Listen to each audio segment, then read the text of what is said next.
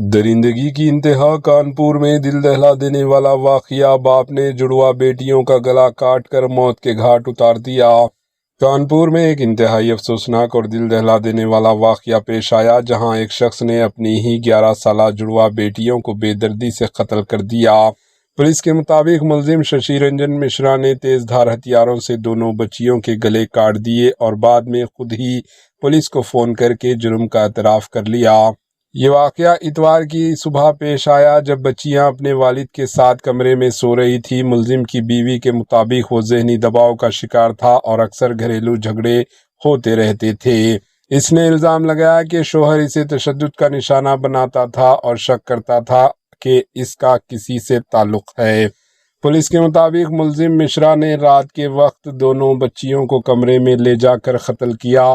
صبح کے وقت اس نے ایمرجنسی نمبر پر کال کر کے خود ہی اطلاع دی۔ جب پولیس موقع پر پہنچی تو دونوں بچیاں خون میں لت پت پائی گئی۔ ملزم کو موقع سے ہی گرفتار کر لیا گیا، جبکہ لاشوں کو پوسٹ مارٹم کے لیے بھیج دیا گیا۔ پولیس کا کہنا ہے کہ واقعے کی مکمل تحقیقات جاری ہے اور قتل کی اصل وجہ جاننے کی بھی کوشش جاری ہے۔ Bureau report, AHN news.